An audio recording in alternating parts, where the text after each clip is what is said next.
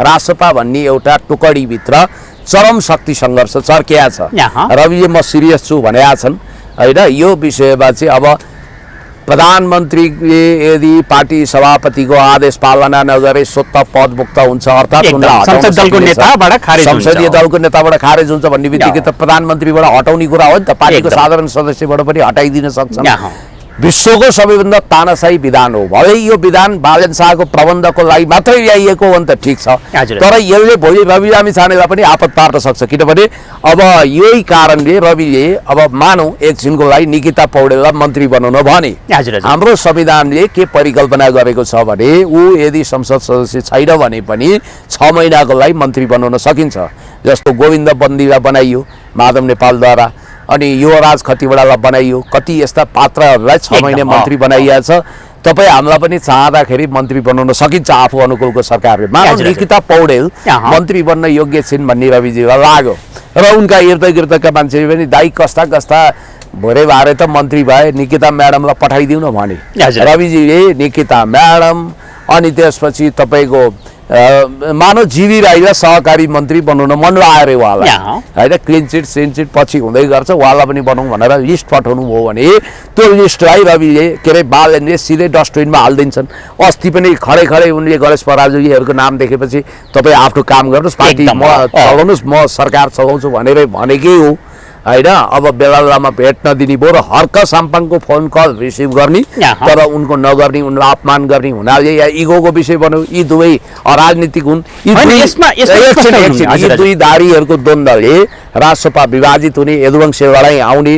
अब रविले सम्भवतः आफ्नो कोटरीको मान्छेलाई राजदूत, मन्त्री, जिएम आदि इत्यादि बनाउन भन्लान्। बालनले एकपछि अर्को धोती लगाइदेऊन्, पुच्छर नलगाउन्। त्यसपछि रवि आगो भएर सभापतिको आदेश नमान्ने भन्दै उनलाई बर्खास्त गर्लान्। त्यो बर्खास्त गर्नु अगाडि नै बालनले या त संसद डिजल्भ गर्लान्, संसद विघटन गरेर मध्यावधिमा जालान्, या त उनले आफू छोड्नै परे त्यो कुर्सीको खुट्टा बाँच्छन्। उनले रवि लामिछानेलाई उल्टै दुईटा काम गर्न सक्छन्। एउटा रविले उनलाई हटाउने कोसिस गर्दाखेरि उनको रियाक्सन चाहिँ अब संसद विघटन गरेर चुनावमा जाने पनि हुनसक्छ, अथवा उनले बहुमत पुर्याउन सके भने रवि लामिछानेलाई हटाइदिन्छन्। उनले आफै सभापति हुने संसदीय दलमा पनि बहुमत पुर्याउँछन्। सामदाम दण्डभेद सबै नीति पेलपाल जेलजाल ठेलठाल उनले गर्न सक्छन्। सत्ता उनकै हातमा छ। रवि लामिछानेको हातमा त डाडु पनि छैन। उनी लगभग अल्पमतमा पार दिइहाल्छन्। पार्टी केन्द्रीय समितिभित्र पनि उनले बहुमत बनाउँछन् बालनले, किनभने रविसँग असहमत थुप्रै मान्छे उनकै कोटरीभित्र छन्। उनको पाइताला मुनिको जमिन भाँसिसकेको अवस्था छ। त्यस्तो अवस्थामा रवि लामिछानेको अन्तिम ठेगाना सेन्ट्रल जेलबाट कारागार पनि हुन सक्छ, किनभने मुद्दाको डेमोक्रेसीको तरवार त शिरबाट हटेको छैन नि। महाधिवेशनमा नभएको प्रस्ताव यो कहाँबाट घुसियो, कसरी घुसायो, कसको स्वार्थमा गर्छन् त? त्यो बालनलाई हटाउनको निम्ति हो। त्यो त सिधा हो नि। अब अहिले वर्ल्ड कपलाई प्रतीकात्मक रूपमा त्यही भाषा प्रयोग गरेर मानौ मेरो खुट्टामा बल आयो भने पनि बालनजीलाई नै दिन्छु, म आत्मघाती गोल गर्दिनँ भन्थे। अहिले चाहिँ म सिरियस भइसकेँ भनेका छन्। उनका मान्छेले क्रान्ति शिखा धिताल होस् या रमेश प्रसाईले भट्टाभट आलोचना गरिरहेका छन् सरकारको। फेरि ओठै भक्ति पनि छ उनीहरूको बिचमा, रसाकसी छ। यिनीहरू त अराजनीतिक मान्छे हुन् नि। यिनीहरूको त हाम्रोभन्दा पनि 10 टाइम्स 50 टाइम्स यिनीहरूको दिमाग कम ढिलो चल्छ हैन। यो मुलुकलाई चलाउने तपाईको एउटा सरकारको प्रधानमन्त्री जसलाई तपाईको चाहिँ एउटा सभापतिले कन्ट्रोल गरेर जतिखेर पनि फिर्ता बोलाउन सक्ने यो कस्तो खालको विधान हो? यो कतिको घातक छ? विधानले त रवि लामिछानेलाई जङ्गबहादुर बनाउँछ। पार्टी सभापति वा अध्यक्षलाई यति तानाशाही बनाउने विधान कुनै पनि पार्टीको छैन। अनि देश मुलुक भन्दा पार्टी ठुलो हुन सक्छ। एकछिन धैर्यता दिएर सुन्नु न, मलाई व्याख्या गर्दा अलिकति यो बीचबीचमा क्रस क्वेसन भयो भने म सक्दिनँ क्या। कुरा के हो भने जस्तो हामीले यसको पृष्ठभूमिमा जानुपर्छ। जब सरकार र पार्टी बीचमा कन्फ्लिक्ट आउँछ तब त्यो पार्टी र सरकार गिरेको पतन भएको अवस्था छ। जस्तो सूर्यबहादुर थापालाई पशुपति शमशेरले 59 सालमा चेतावनी दिए, च्यालेन्ज गरे 58-59 सालमा। के भने तपाईले मैले भनेको मन्त्री बनाउनु भएन, मैले सिफारिस अहिले रवि लामिछानेले जसै मन्त्री बनाइदियो भनेको थियो त्यसै गरी बस त्यहाँ पनि उनले सिफारिस गरेका थिए 2-3 जना। पशुपति शमशेर पार्टी अध्यक्ष थिए, सूर्यबहादुर भोपू अध्यक्ष, त्यसमा पनि प्रधानमन्त्री थिए, राजाले नियुक्त गरेको प्रधानमन्त्री। अनि सूर्यबहादुरले ओपन च्यालेन्ज गरे, सच्चा राणाको छोरो हो भने मोहन शमशेरको नाति हो भने मलाई हटाएर देखा भने उनले हटाइदिए। अनि त्यसपछि पार्टी विभाजित भयो, उसले जनशक्ति पार्टी खडा गरे। अब अहिले संयोगले शेरबहादुर भगवानको प्यारो भइसके।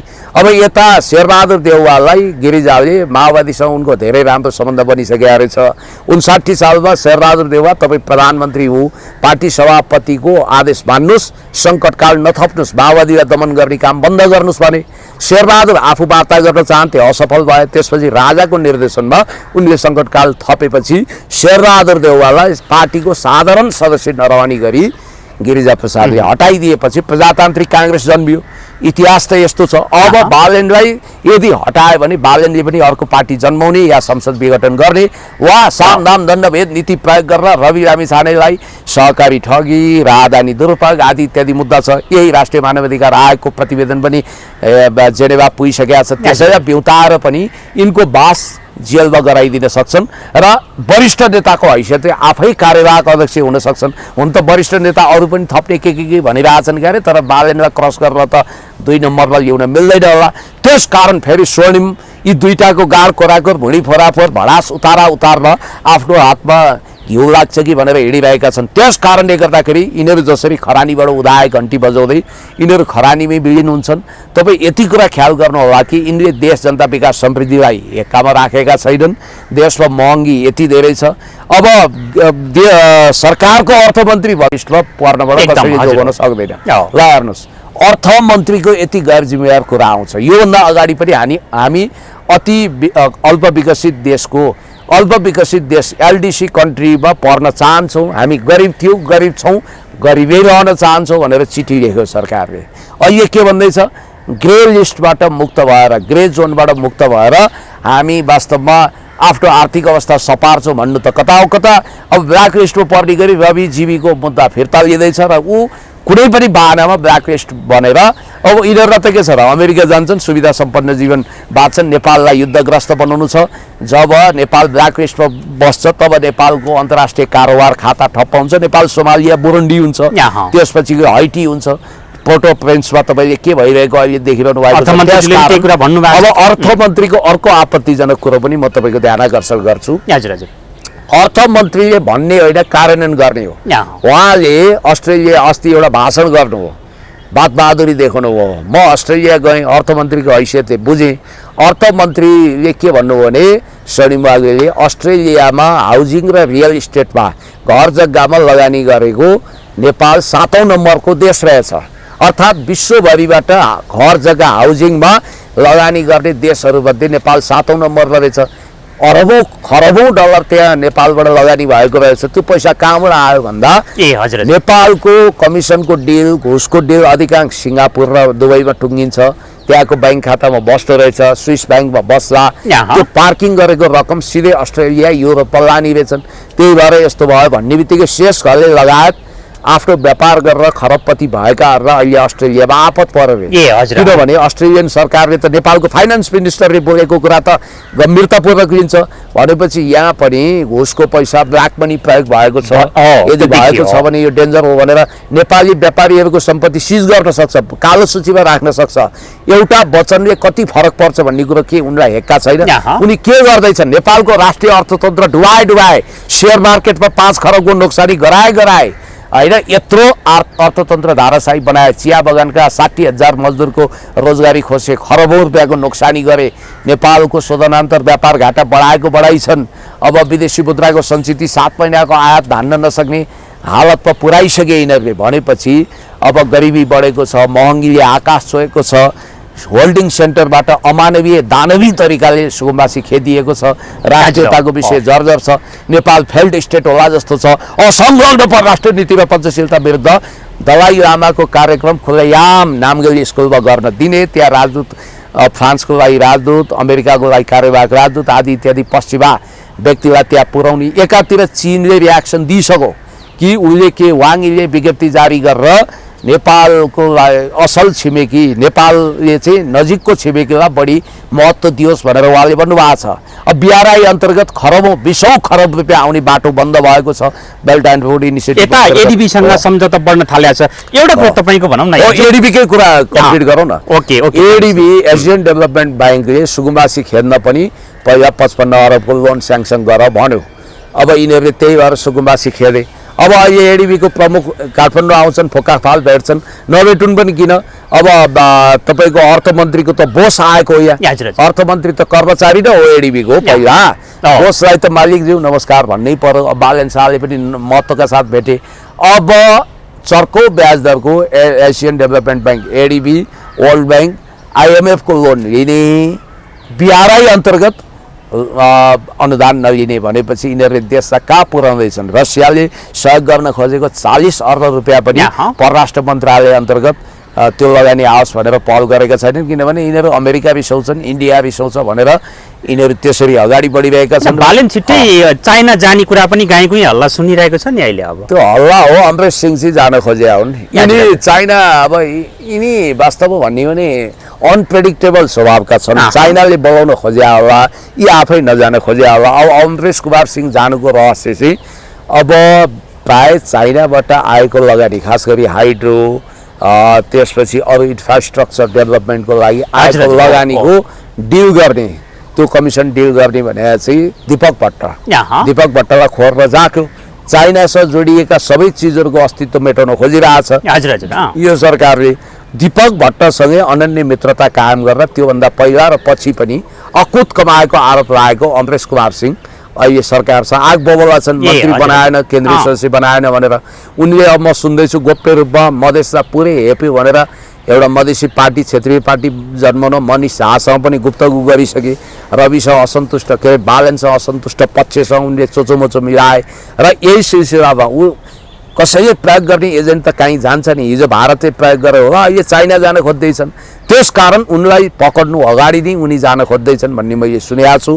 अब त्यहाँ पक्रेर त्यो सिट खाली गराएर उनलाई निष्कासन, अदालतले सजाय दिएपछि उनको सिट त खाली हुन्छ। त्यसपछि त्यो ठाउँमा चाहिँ गगन थापालाई जिताएर ल्याउने डिप स्टेटको योजना छ। रवि किन आत्तिएका, किन दाम्रो चुडालेका, अभिनय त कवि नै भन्ने सही भए किन ज्यान छाडेका हुन्, बालन हटाउन किन लागेका हुन् भने यो पटक उनले के बुझेका छन् भने डिप स्टेटको नजरमा रोल नम्बर 1 स्वयं बालनबाट काम सिद्धियो, औचित्य सिद्धियो बालनको, अथवा बालनबाट काम भएन भने रोल नम्बर 2 मा गगन थापा राखेका छन् रे। बरु रोल नम्बर 3 मा पानी बाँड्ने मान्छे जो अहिले मन्त्री भइसकेका छन् तिनलाई रोल नम्बर 4 मा मात्रै रवि लामिछाने छन्।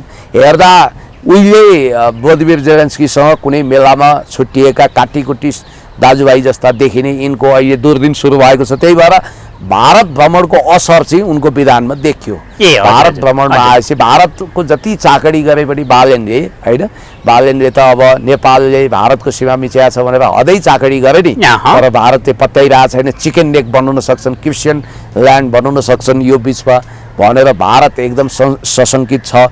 अब यिनीहरूले बालनसँगको सम्बन्ध अहिले भारतको कस्तो छ? यति बेला तपाईँको चाहिँ भनौँ न नाकामा विभिन्न किसिमका फलफुलहरू बन्द गरेको कुराहरू आएको छ, आयातित कुराहरू बन्द गरेको कुरा आएको छ, नेपालको चियाहरू अब बेचबिखन गर्न पाएको छैन, यो मानेमा भारत चिडिएको छ भन्ने कुरा। यहाँ भारतले कन्सर्भेसी थ्योरीमा खेलेको हो भने म जान्दिनँ, त्यस्तो पनि गर्छ। जस्तो बालनको घट्दो लोकप्रियता बढाइदिन, यो त भारत विरोधी हो भन्ने साथ र बालनले नक्साको कुरो गरे, त्यो त यथार्थवादी कुरो रहेछ। अहिले भारतसँग पङ्गा लिँदैछ भन्ने बढाइदिन, उसको क्यारियर बनाइदिन भारतले यसो गरे पनि हुनसक्छ। होइन, उसको इन्डो वेस्टको खास मान्छे हुनाले यस्तो गरेको हुनसक्छ। अब अथवा साँच्चै नै भारतलाई बालन शाहको सरकार गाह्रो भएको पनि हुनसक्छ। यो दुवै हुनसक्छ। बालनको हाइट बढाइदिन खोजे पनि हुनसक्छ। नेपाली जनतामा उनको गिर्दो छवि गिरेको, नुरलाई उठाउन गिर्दो छविलाई सपार्न यो गरेको पनि हुनसक्छ। यो कन्स्पिरेसी थ्योरी हो, षड्यन्त्रको सिद्धान्त हो। अर्कोतिर मैले तपाईँलाई भनिहालेँ, यो सरकारले सन्तुष्टि कति लिन्छ, के गर्यो त यो सरकारले? 100 दिनको रिपोर्ट कार्ड पेश गर्यो, केही पनि छैन। टाइटाई फिस, हात्ती आयो खुसा, जनतालाई गरिबी, महँगी, भ्रष्टाचार, सुकुम्बासीहरूलाई आतंक, राष्ट्रघात बाहेक के गरौँ? अब तपाईँको 100 दिन पछाडि बालन शाह बोल्न थालेका छन् भन्ने कुरा गाईकै सुन्न थालेको छ। यति बेला हिजोको दिनमा चाहिँ मन्त्रीहरूलाई व्यापारीसँग कसैसँग नभेट्नु भन्ने आदेश दिने बालन शाह यति बेला निजी व्यापारीहरूसँग तपाईँको प्रत्यक्ष मिटिङ गरिरहेको अवस्था चाहिँ त्यो त एकद्वार हो। कुरा नबिगार है केटा हो, सबै जे गर्छौ हामी गर्छौ, कुमार बेनजी म छौ या सबै म प्रधानमन्त्री हो, मैले गर्ने हो, तिमीहरू दायाँमा हात लम्काउने र आँखा चम्काउने काम नगर, हाम्रो कुरा खाओ भने हो क्या त्यो।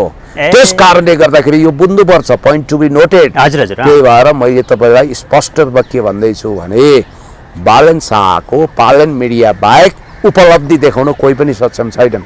कागजी घोडा दौडाएर हुन्छ? के भएको छ त्यसमा?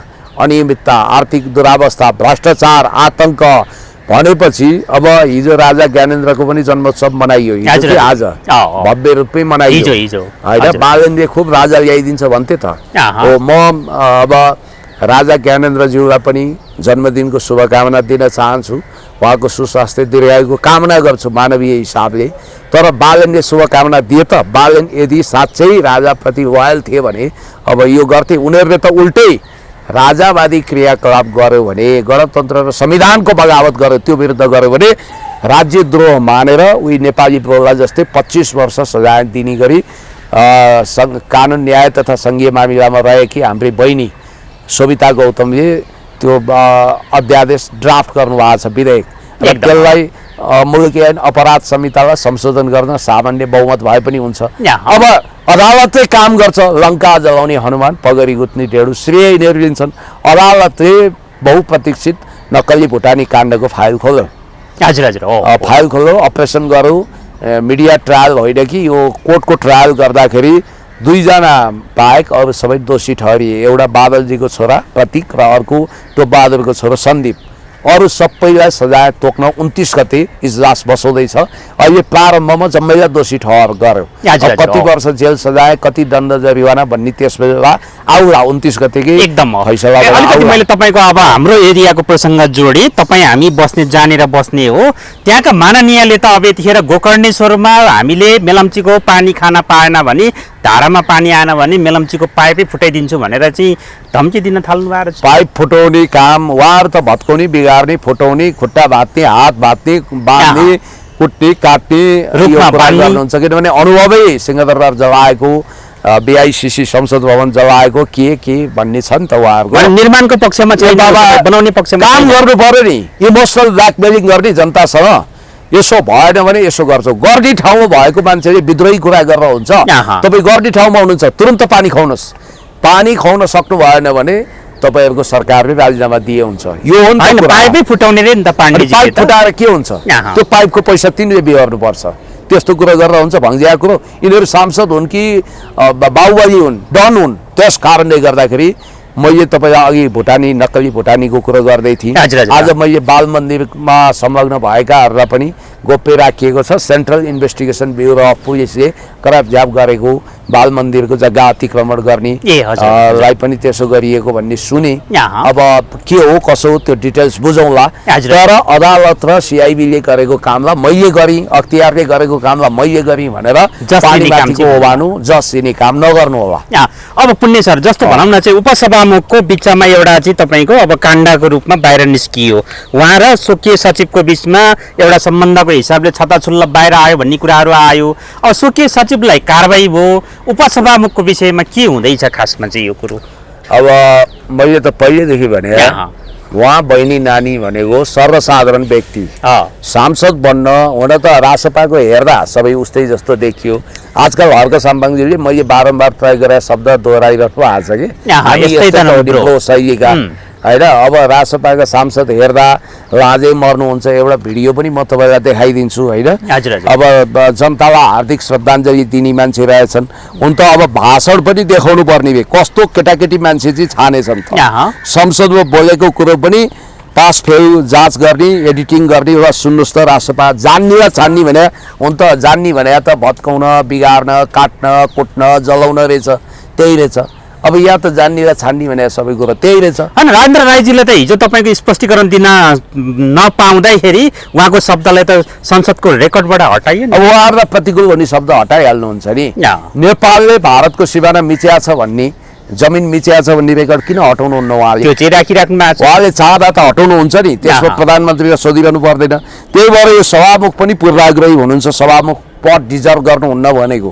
र यहाँ हेर्नुहोस्, जान्ने र छान्ने भने बोल्न, लेख्न, पढ्न, इमान्दारिता देखाउन, देशभक्ति देखाउन, काम गर्न होइन। ढाँट्न छल्न फट्याइ गर्न त्यो पो तपाईँको जान्ने रहेछ ए नजान्नेले छान्ने हो, नजान्नेलाई छान्ने रहेछ। स्वयं रवि लामिछानेले के जानेको छ र बिचरा अब एसएलसीसम्म पढेर अमेरिका गएको मान्छे, उहाँलाई नै थाहा छैन नि, बालनजीलाई नै राजनीतिको पाटो पक्ष थाहा छैन। अनि आज भोलि त अरूलाई थाल्ने आफ्नोलाई छान्ने भएको छ नि त। यो त मजाक बन्यो नि त, जान्नेलाई छान्ने भने त जम्मै गलत काम गर्ने जान्नेलाई पो छान्ने भनेर रहेछ। यहाँ। यहाँ सुन्नु त। कामिनी कुमारी चौधरी प्रणाम। र म सम्पूर्ण के हो सम्मानित मतदाताहरू प्रति हार्दिक श्रद्धाञ्जली अर्पण गर्न चाहन्छु। बोल्नै समस्या छ, आज भोलि पढ्नै समस्या छ, के भयो त्यस्तो छ। यिनीहरूको बिचमा कुनै अन्डरस्ट्यान्डिङ छैन।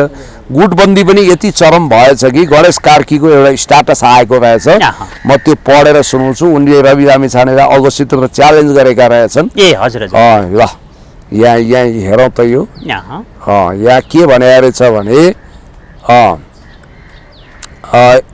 यो ज्वाला सङ्ग्रहालयको पनि रहेछ, उहाँको पनि पढौँ। रासपाले परिवारवाद र नातावादलाई विधानमै निषेध गरेको निर्णय नेपाली राजनीतिको लागि एउटा सकारात्मक सुरुवात हो, तर बेला बखत सञ्चार माध्यममा रासपाको फलानाका दाजु, फलानाकी बहिनी, फलानाको आफन्त विभिन्न जिम्मेवारीमा आएको भन्ने समाचार सार्वजनिक हुँदा जनतामा स्वाभाविक रूपमा प्रश्न उठ्छ। यदि परिवर्तन र व्यवहारमै प्रमाणित गर्ने भने कुनै पनि पद, जिम्मेवारी वा अवसर व्यक्तिको क्षमता, इमान्दारिता र योगदानको आधारमा तय हुनुपर्छ, पारिवारिक सम्बन्धको आधारमा होइन। अब यो त रासपा नै त्यस्तै पार्टी बनाउनु भएको छ बहिनी, सांसद बहिनी, तपाईँले के भन्नुहुन्छ? एकदम तपाईँको पार्टी नै त्यस्तै छ। रासपाले आफ्नो विधानको मर्मलाई अझ कडाइका साथ कार्यान्वयन गर्नुपर्छ। परिवर्तनको वास्तविक मापन भाषणले होइन व्यवहारले हुन्छ। परिवारवादको सानो छाया समेत देखिन नदिने राजनीतिक संस्कार नै नयाँ राजनीतिक संस्कार हो भनेर उहाँले रहिलो गर्नुभएको छ। अब गणेश कार्कीको फेरि अर्को यहाँ स्ट्याटस रहेछ, यहाँ सुनौँ गणेश कार्कीजीको है। सोच्ने नै हो भने राम्रो सोचौँ, पछाडि फर्किने नै हो भने त्यो सहमतिमा फर्कौँ। जहाँ प्रश्न भनिएको थियो पार्टीको नेतृत्व रवि लामिछानेको हो, सरकार बने बालन शाहको नेतृत्वमा बन्छ। रासपालाई मतदाताले लगभग 2/3 दिएको त्यही सहमतिको विश्वासमा हो। रासपाको महाधिवेशनले अनुमोदन गरेको पनि त्यही हो। 5 वर्षको लागि पार्टीको बाटो, नेतृत्व, विधान, नीति सबैको आधार पनि त्यही सहमति हो। सहमतिभन्दा बाहिर कोही जाँदैन भन्नेमा शङ्का आवश्यक छैन। केही शङ्कास्पद कुरा देखिए प्राविधिक गडबडी हुन् सकिन्छन् भन्ने सोचौँ। सहमतिमा हेर्नुहोस् है, सहमतिमा खेलवाड गरे सकिने हो, तर समाप्ति पार्टी र नेताको मात्रै होइन परिवर्तनको सम्भावनाको पनि हुन्छ, विश्वासको पनि हुन्छ भनेर पछाडि फर्किने हो भने सहमतिभन्दा पछाडि फर्क्यौँ, अर्थात् यो छोडिदिउँ। अब पहिलाको सहमतिभन्दा पछाडि भने बाबुले आफ्नो बाटोमा हिँड्ने, रवि आफ्नो बाटोमा हिँड्ने भन्ने भइसक्यो। अब उनीहरूको गुटबन्दी चरम छ। अब त्यहाँ त गुट पनि होइन, गुट त विचारको हुन्छ, त्यहाँ त ग्याङ फाइट चल्न लागिसक्यो। त्यहाँ त गिरोहको लडाइँ हो, त्यहाँ त फ्यान क्लबको बिचको लडाइँ हो, ग्याङभित्रको उपज्ञानहरू बन्न थाल्यो हो, ग्याङ के बन्ने होला।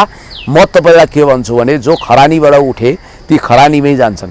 अब अहिले ब्लू बसको विषयमा लाचार अभिव्यक्ति दिन विवश भए यिनीहरू के अन्टसन्ट बोलिरहेछन्। अर्को कुरो प्रशासन त्यो त हाम्रो विरोध भयो, त्यसपछि उनीहरू पछि हट्न बाध्य भए, उनीहरूले रङ त पोतेको भिडियो आइरहेको थियो। अब अर्को कुरो म तपाईँलाई भन्छु, प्रशासनमा यो विधि पाडे पजनी किन? अब प्रधान न्यायाधीशको रोल क्रम मिच्यो होइन, ठिक छ। अब मनोज कुमार शर्माज्यू नियुक्त हुनुभयो प्रधान न्यायाधीश, मान्यज्यूलाई सम्मान्यज्यूलाई हाम्रो बधाई शुभकामना, ठिकै छ, अहिलेसम्मको उहाँको भूमिका ठिक छ।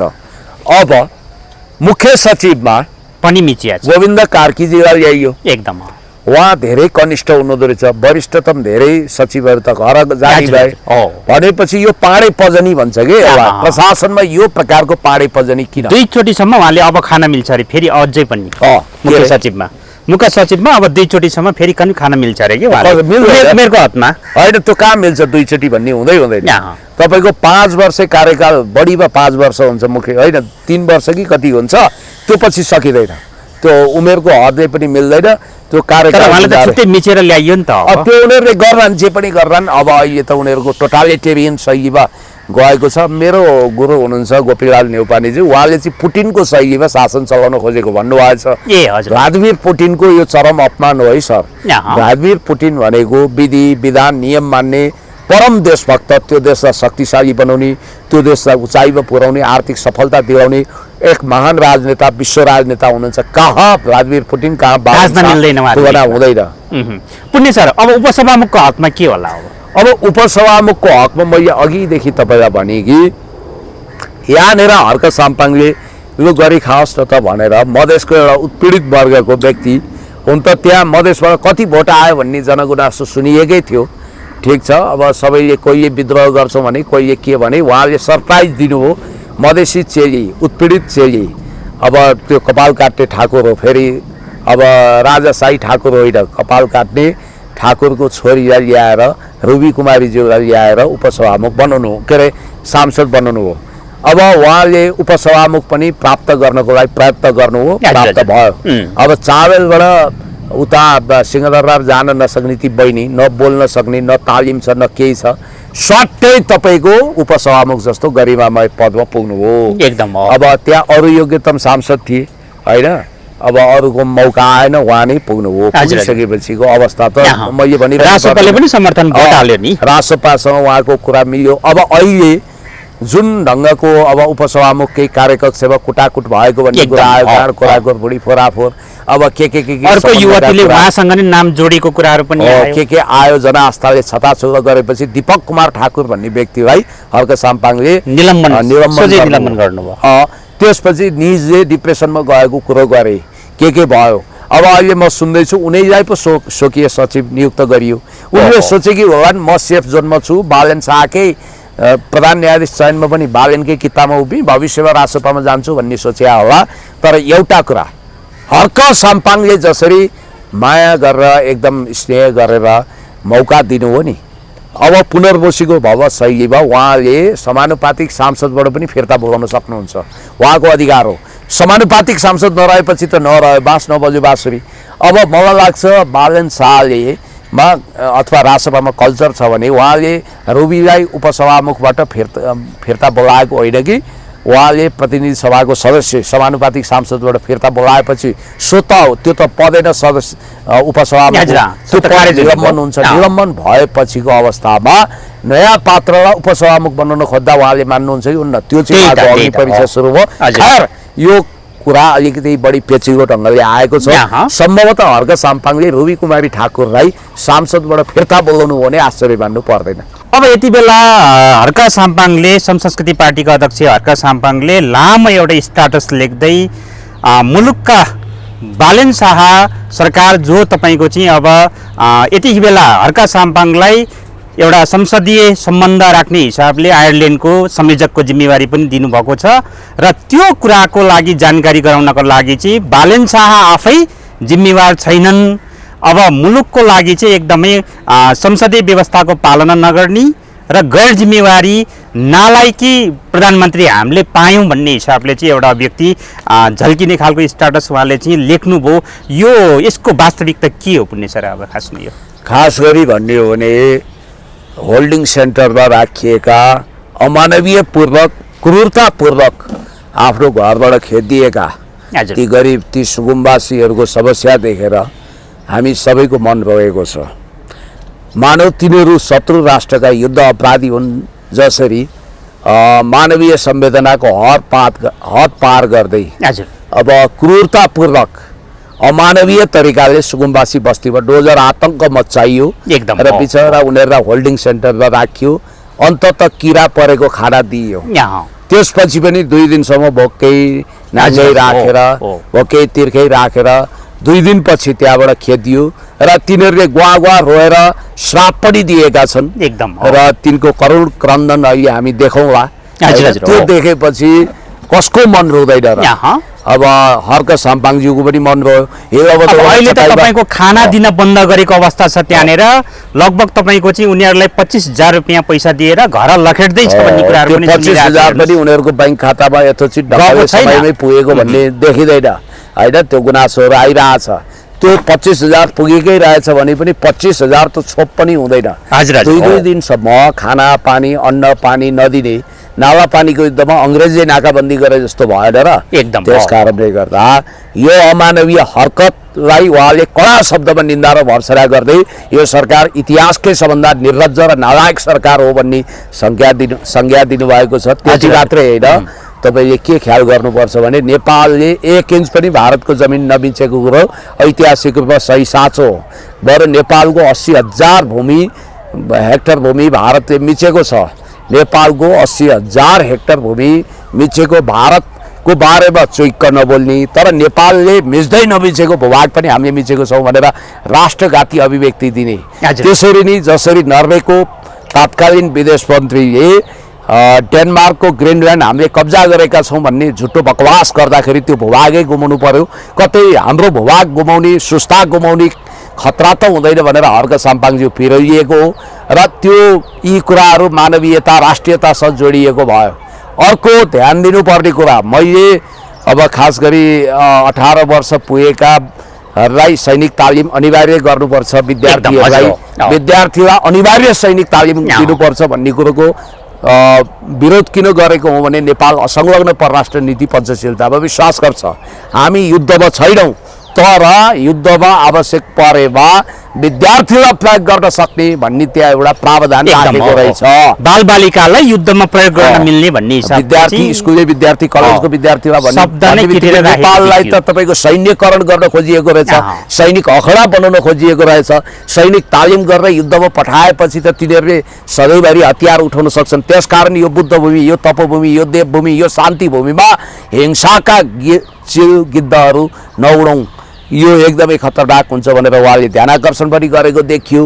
वास्तवमा मैले भनेकै थिएँ यिनीहरूले सही नियतले ल्याएको होइन। नेपाललाई युद्धभूमि बनाउन असंलग्न परराष्ट्र नीति पञ्चशीलता नन एलाइनमेन्ट मोमेन्टको मर्म र भावना विपरीत वास्तवमा भन्ने हो भने यो चलखेल भएको भनेर मैले त प्रष्टिर्व भनेको थिएँ। आज हर्क साम्पाङले पनि महसुस गर्नुभयो। भलै उहाँले नेगेटिभ होइन पोजिटिभ हिसाबले चाहिँ ठिक छ, आत्मरक्षाको लागि भोलि परि आउँछ भने नाला पानी लड्नको लागि अर्को नाला पानी लड्न पनि काला पानी लड्न पनि हामीले सबै इजरायल जस्तै स्वस्फूर्त मिलिसियाको कन्सेप्टमा जानुपर्छ, अनिवार्य सैन्य तालिम गर्नुपर्छ भनेर उहाँले इनोसेन्टली भन्नुभयो। तर मैले भनेका थिएँ डिप स्टेटको सुरुङमा ब्ल्याक होलमा छिरेको यो सरकार वास्तवमा भन्ने भने जनता विरोधी हो, गरिब विरोधी हो, यो युद्धवादी हो, यो डिप स्टेटको इसारामा छ। अब अहिले तपाईँले हेर्दै बीबीसीमा एउटा रिपोर्ट बजेको छ, त्यहाँ चाहिँ नेपालमा रहेका 30,000 तिब्बती शरणार्थी छन् रे, जसले सहुलियत पाएका छैनन्, नागरिकता लगायतका सुविधाहरू पाएका छैनन्।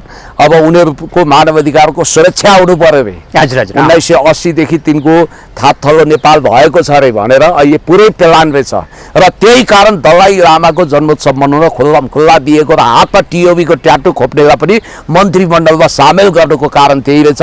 हिजो तिब्बत ओरिजिन्सबाट टिओबीको ट्याटु हातमा खोपेर बाइक पड्काउँदै देश जलाउन हिँड्नेहरूको जमात अहिले संसदभित्र छ, यो तपाईँले देखिरहनु भएको छ। त्यस कारणले गर्दाखेरि देश जनता विकास समृद्धिको पक्षमा यो बदलमा चटाइमा गुन्द्रीमा बसेर देशको लागि फिराइने हर्क साम्पाङले ठिकै कुरा उठाउनु भयो। यहाँनिर एउटा पोस्ट पनि छ उहाँको, अलिकति म तपाईँको ध्यान आकर्षण पनि गर्न चाहन्छु। उहाँले के भन्नुभएको रहेछ भने हर्क साम्पाङजीले बालन सरकारले राष्ट्रिय सेवा दल नामक विधेयक ल्याएको छ, यो राष्ट्रिय सेवा दल त्यसमा मेरो आपत्तिसहित संशोधन प्रस्ताव पेश गरेको छु। बालबालिकालाई युद्धमा प्रयोग गर्ने भन्ने वाक्य हटाइनुपर्छ भन्ने मेरो सुझाव छ। फेरि दुनियाँको छोराछोरीलाई सामान्य तालिम दिएर युद्धमा प्रयोग गर्ने भन्ने मनसायले जेन्जी आन्दोलनको झल्को दिन्छ। अब जेन्जी आन्दोलनमा पनि स्कुल ड्रेस लगाएर कलेज स्कुलबाट स्कुल ड्रेसमा झोला तुम्लेट बोकाएर मर्न बाध्य बनाएका थिए। यिनीहरूले 35,000 बालबालिकालाई पनि अन्डर एजलाई पनि लगेर पार्टी सदस्यता दिलाएको छ राजसभाले। यसको मनस्थिति भनेको एकदमै टिनेजर कलिला विद्यार्थी 13 देखि 28 वर्ष बिचको जो आवेगमा बढी आउँछन् होइन, उत्तेजनामा बढी आउँछन्, हिंसात्मक बनाउन पनि उनीहरूलाई सजिलो हुन्छ, उनीहरूलाई माइन्ड म्यानिपुलेटिङ गर्न अल्गोरिजममा बहकाउन पनि सजिलो हुन्छ। त्यो उमेरलाई टार्गेट गरेर उसले घरि सैन्य तालिम दिने, घरि राजनीतिकमा ल्याउने र समाजमा त्रासदी फैलाउने काम गरिरहेको छ। र यहाँ उहाँले लेख्नुहुन्छ युद्धमा प्रयोग गर्ने भन्ने मनसायले जेन्जी आन्दोलनको झल्को दिन्छ। अबोध किशोर किशोरीहरूको गिदी सडकमा छरिएको हिजो जस्तो लाग्छ। एकदम हो। यो खाले सोचाइ संवेदनहीन मान्छेको मात्रै हुन्छ। हिटलरी पाराले देश चलाउन खोज्ने मानिस धेरै मर्नेछन्। हिटलरी पाराले देश चलाउन खोजे मानिस धेरै मर्नेछन्। यो सेवा दलको नाममा मान्छे मार्ने अर्को दाउपेच हुन सक्छ। यो बारे संशोधन हुनै पर्छ। त्यो वाक्यांश हटाउनै पर्छ। बालन सरकार what is the problem with you, अर्थात् के छ समस्या भनेर भन्नुभएको छ। अनि उहाँले यहाँ संशोधन भन्ने पनि हाल्नु भएको छ। युद्ध भन्ने शब्दलाई हटाइयोस्। विद्यार्थी र सामान्य तालिम दिएर उमेर पुगेकालाई युद्धमा प्रयोग गर्नु हुँदैन, उमेर नपुगेकालाई भन्नुभएको छ। यसरी उहाँले संशोधन पनि हाल्नु भएको छ, तपाईँले देख्न सक्नुहुन्छ होइन। भनेपछि अब बालबालिकालाई युद्धमा प्रयोग गर्ने, देशलाई युद्धमा झोक्ने, 15औं दलाइलामा नेपालबाट घोषणा गर्ने, नेपाललाई युद्ध सैनिक रणनीतिको अखडा बनाउने, एमसीसी पास गरिहाल्ने, अब एसपीपीको सुरुङभित्र छिर्ने यिनीहरूको दाउपेच देखिन्छ। एकातिर होल्डिङ सेन्टरमा त्यत्रो बिजोग छ, एकदम अर्कोतिर तपाईँले देखिरहनु भएको छ यो यावत कुराहरू भइरहँदा अनि गृहमन्त्री त होल्डिङ सेन्टरमा गएर सुकुम्बासीमाथि माफी माग्दै हिँडिराख्नु भएको छ नि। के हो यो खास? खोइ त कहिले अहिले त अस्ति भर पनि जानु भएको छ, अहिले पनि मागिराख्नु भएको छ। अहिले त्यो नाटक गरेर हुन्छ? माफी माग्ने होइन, बालन शाह छ, यसको जवाफ लिनुपर्छ। यिनीहरू गृहमन्त्रीले माफी माग्दैमा सुकुम्बासीको पेट भरिन्छ। अनि माफी मागेर किरा परेका चामल उनीहरूले खुवाउने, त्यहाँबाट खेती उनीहरू नि। यो चाहिँ के भने एउटाले लखेट्ने अर्कोले कठैबरा भने जस्तो यो जिस्काएको हो, यो मिस्कल गरे हो, यस्तो गर्ने हो। यो नौटङ्की हो। यिनीहरू सबै एउटै ड्याङका मुला हुन्। यिनीहरू सबैको सहमति हो। रवि लामिछानेले हिजो एउटा पत्रकार सहको प्रश्नमा सुकुम्बासीलाई निर्ममतापूर्वक खानै नदिई होल्डिङ सेन्टरबाट लखटियो, मानवता विरोधी अपराध भयो, यो बारे के भन्नुहुन्छ भन्ने आशयको प्रश्न गर्दा पहिला त एकदमै दौडेर गाडी छिर्न खोज्नुभयो, पछि म संवेदनशील छु भन्नुभयो। के हो संवेदना भने? मेरो छातीबाट डोजर गुज्रिनु पर्छ, कुदाउनु पर्छ भनेर यिनीहरूले भने होइन। खोइ त अहिले के भने त? त्यसकारण यी सबै एउटै ड्याङका मुला हुन्। यिनीहरूले गर्ने त्यही हो। यिनीहरू बालनले मात्रै त्यो कुकर्म गरे होइन, बालनको कुकर्मको साक्षी यिनीहरू पनि हुन् भनेर स्पष्ट रूपमा बुझ्नुपर्छ। अब यहाँ हुन त अब अलिकति भ्युज र सेन्सेसनको लागि, मिडिया सेन्सेसनको लागि बढी नै लागि पर्नु भएको राजेन्द्र बानियाजीको एउटा पोस्ट रहेछ। म तपाईँलाई अलिकति यहाँ सेयर गर्छु। राजेन्द्र बानियाजीको हो, ओके। यहाँ अलिकति यहाँ आएको छ। उहाँले चाहिँ राजेन्द्र बानियाजीले गणेश कार्कीसँग हजुर संवाद गर्नु भएको रहेछ सिंहदरबार जलाएको विषयमा। यो एकचोटि हामी ध्यानले सुनौँ, त्यसपछि अरू विषयमा हामी जान्छौँ। ल सुनौँ।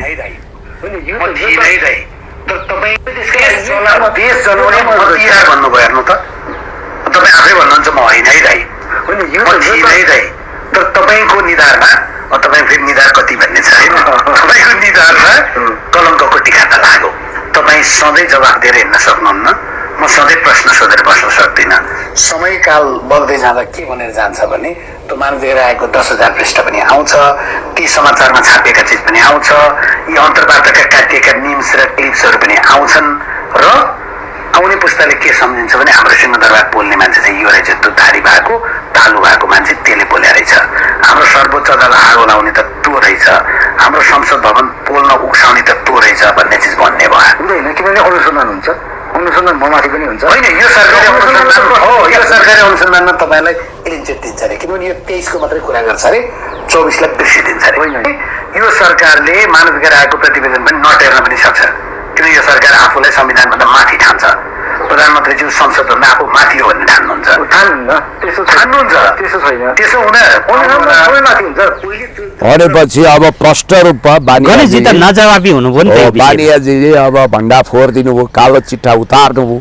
अब यस्ता कति छन्, कति हेर्नुहोस्। यो होल्डिङ सेन्टरको एउटा बिजोगको कुरो पनि तपाईँलाई म देखाउन चाहन्छु।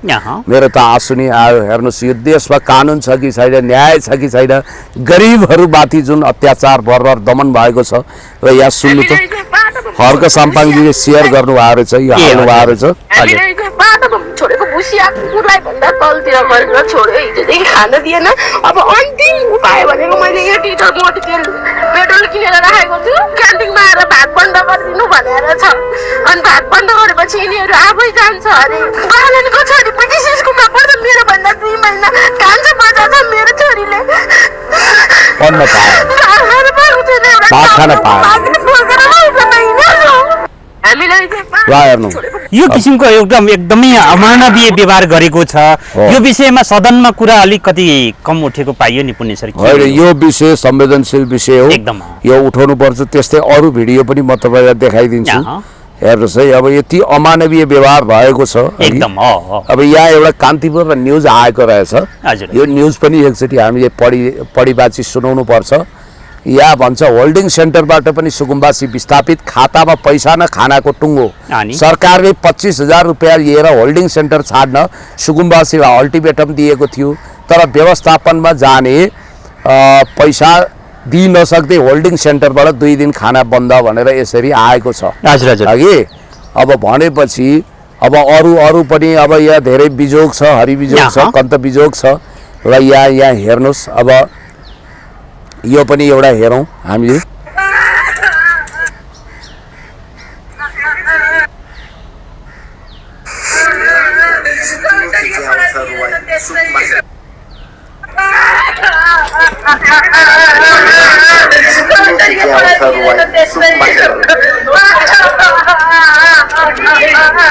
बालनको इगोको कारणले सुकुम्बासीहरू मर्नुमा बाँच्नुको अवस्था पुगेका छन्।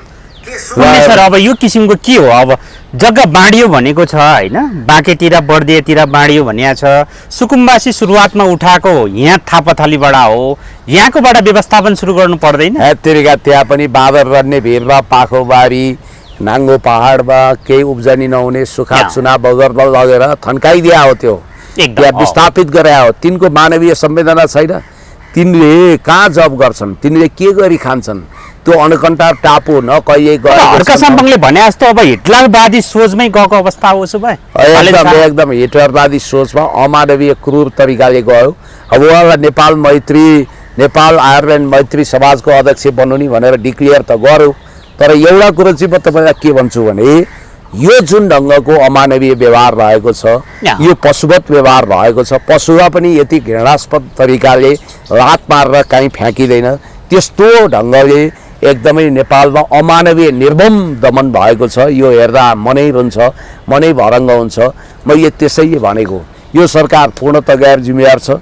यो सरकारको नियत ठिक छैन। अब तपाईँलाई मैले भनिहालेँ, अनिवार्य रूपमा बालबालिका रूपी किशोर किशोरी र सैनिक तालिम लिन लगाउने र युद्धमा पनि आवश्यक पर्दा युद्धमा सामेल गर्ने भने के त भनेपछि देशलाई युद्धमा लाने हो।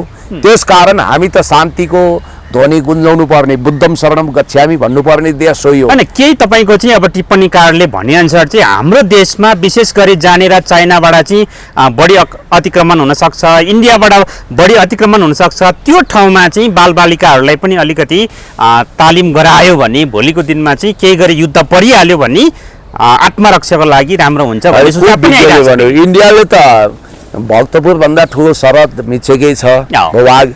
अब चाइनाले त मिच्या मलाई लाग्दैन, यो गलत अफवाह हो। चाइनालाई किन बदनाम गरियो, यो वाहियात कुरा हो। इन्डियासँग हामीले वार लडेर त्यो लिन सक्दैनौँ। हामीले कूटनीतिक पहलबाट लिने हो। हामीले आफ्नो सामर्थ्य र शक्ति कम आँक्नु हुँदैन भन्ने एउटा कुरा त हो। तर के हामी लडेर लिन सक्छौँ? किन हामीलाई साथ दिनुपर्छ? मानव युद्धको शङ्खघोषै भयो भने चाइना रसियाले हामीलाई साथ दिन्छ, अमेरिकाले त दिँदैन एकदम भन्ने बित्तिकै यस्तो हाइपोथेटिकल कुरोमा जानु हुँदैन। हामीले युद्ध लडेर होइन, हामीले देशलाई युद्धवादी बनाउनै हुँदैन। असंलग्न परराष्ट्र नीति भने के?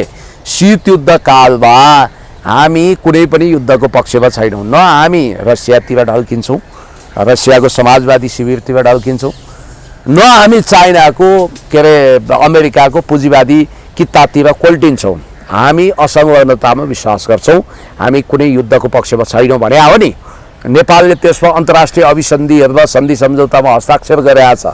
त्यस कारणले फेरि पनि म तपाईँलाई भन्न चाहन्छु नेपालमा जुन ढङ्गको अमानवीय एकदम। दमन भएको छ र यो एकदमै खतरनाक किसिमले अगाडि अब बढेको यो राष्ट्रिय सेवा दल तपाईँको गठन हुनुपर्छ कि हुनु पर्दैन, यो विधेयकको लागि के भन्नुहुन्छ पुण्य सर तपाईँ? यो राष्ट्रिय सेवा दल भन्ने यसको औचित्यता छैन, अहँ। किनभने यसको मनसाय नै घातक देखियो नि त। यसको मनसाय भनेको नेपाललाई युद्धमा लाने। राष्ट्र हितको पक्षमा त राम्रै होला नि त। सरकारको लागि आवश्यक अब एउटा छुट्टै एउटा दल त आवश्यक पर्ला नि, पर्दैन? किन छैन? नेपाली जनताहरू आफै स्वाभिमानी छन्, किन फौजी तालिम गर्नु पर्यो, किन यहाँ। नाना नौरङका तालिम गरेर हिँड्नु पर्यो? भनेपछि यति बेला यो जरुरी छैन, उसो छैन, भए यो छैन। विधेयकको कुनै औचित्य छैन। यो विधेयकको अब औचित्य पुण्य सर, अब छैन। यति बेला तपाईँको के छ भन्दाखेरि बालेन शाहको विषयमा एकजना डिएसपीले अब एउटा अभिव्यक्ति दिनुभयो, हामी बालेन शाहको पुलिस होइन, हामी नेपाल सरकारको पुलिस हो भन्दै गर्दाखेरि डिएसपीलाई तपाईँको बोलाएर अनुसन्धान गरियो, त्यहाँ सोधपुछ गरियो। अब यो किसिमको यो के हो? यो ज्यादती हो कि के हो? शाबाश, क्या बात। नेपाल प्रहरीमा त्यस्तो स्वाभिमानी प्रोफेसनल अफिसर हुनुहुन्छ। कोही बोल्न सक्छन्, कोही सक्दैनन्। उहाँले बोलेरै एउटा चौधरीको छोरो, यहाँ। आदिवासीको छोरो, देशभक्त नेपाली, उहाँले आफ्नो परिचय दिनुभयो। उहाँलाई म धन्यवाद दिन्छु जसले यो कुरो हिम्मतका साथ राख्नुभयो नि। हजुर हजुर। हो, यो प्रकारले बोल्न सुरु गर्नु पर्यो अब, किनभने वास्तवमै यो त नेपाल प्रहरी हो नि, सत्य सेवा सुरक्षणको मन्त्र जप्ने। यो बालेनको पालन प्रहरी त होइन, यहाँ। त्यसकारण यो नेपाल प्रहरी हो, बालन प्रहरी होइन भन्न साथ यस्तो प्रोफेसनल, यति इमान्दार, सायद नैतिक हैसियत र हिम्मत भएरै उहाँले ललकार्नु हो। तर उहाँलाई अहिले फिर्ता बोलाइएछ, अब उहाँलाई कारवाही गर्ने रे। हजुर, यस्तो पनि सुन्छु। प्रधानमन्त्री बालेन्द्र शाहको नाम जोडेर सार्वजनिक कार्यक्रममा दिएको अभिव्यक्तिपछि यहाँ। इलाका प्रहरी कार्यालय, सुखरका प्रहरी प्रमुख प्रसन्न चौधरी र जिल्ला प्रहरी कार्यालय कैलालीमा फिर्ता बोलाइएछ। हजुर हजुर। म बालनको प्रहरी होइन, जनताको सेवक हुँ भन्ने भनाइ विवादमा आएपछि पदीय आचरण सम्बन्धी विषयमा सोधपुछको लागि झिकाइएको रहेछ भनेर अब यहाँ पोस्ट पनि आएको छ। भनेपछि तपाईँको भनौँ न, यसमा तपाईँको के को चाहिँ विवादित हो? यो त स्पष्ट तपाईँको यिनीहरूले यो एआई सेआई भनेर नाटक गर्न सक्छन् कि। म यो तपाईँलाई यो भिडियो पनि देखाइदिन्छु होइन। अब यहाँ फेरि उहाँले बोल्नु भएको कुरा बोल्नु भएको छ, उहाँको यो भिडियो पनि मसँग छ, यो हेरौँ एकचोटि। यहाँ उहाँले विद्यार्थीहरू को रहेछन् त्यो बिचमा सामुदायिक सुरक्षाको लागि हामी बालिनको पुलिस पनि हो, हामी बालिनको पुलिस पनि हो, हामी नेपाल पुलिस हो। अन्याय र अत्याचारमा परेकालाई चाहिँ न्याय दिलाउने पुलिस हो, यो नेपाल पुलिस हो। र केपीओलाई चुन्ने पुलिस पनि यही पुलिस हो। त्यसकारण हामी नेपाल पुलिस हो। मन पर्यो भने ताली बजाउनु होला। पक्कै पनि तपाईँको जे हो यथार्थ कुरा एकदम गर्नु ठिक कुरा गर्नु हो, सोरै आना सही कुरा गर्नु हो। खबरदार तपाईँ आफ्नो काममा नडगमगाइकन अगाडि बढ्नुहोस्। तपाईँको जागिर खान यो सरकारले सक्दैन। तपाईँलाई दुःख देला, सरुवा गर्दा, दुःख पर्ने ठाउँमा खटौला, ज्यादती गर्दा, तर तपाईँलाई केही गर्न सक्दैन। तपाईँको जागिरलाई कब्जाकै खाने हैसियत यिनीहरूको छैन र तपाईँलाई कुनै बेला हामी पनि सत्तामा पुगौँला, हामी उच्च मूल्याङ्कन गर्छौँ र उहाँलाई नैतिक रूपमा सबैले साथ दिनु पर्यो। उहाँलाई सङ्कट पार्न सक्छन्, आपत पार्न सक्छन्, उहाँलाई हामी सबैले साथ र सपोर्ट गर्नुपर्छ। अब हेर्नुहोस्, यहाँ त यति धेरै किस्साहरू छ। अब भनेपछि तपाईँको अब सरकारी जागिर खाने मान्छेहरूले म बालेनको प्रहरी, म बालेनको आर्मी, म बालेनको शिक्षक, म बालेनको डाक्टर यस्तै भन्दै जानुपर्ने अवस्था अब यो बालेनको पालन मिडिया, बालेनकै पालन सबै हुने होइन, बालेनमय हुने। यो त तपाईँको एडल्फ हिटलर वा बेनिटो मुसोलिनी राज्य कब्जा गरेको स्टाइल भइगयो नि।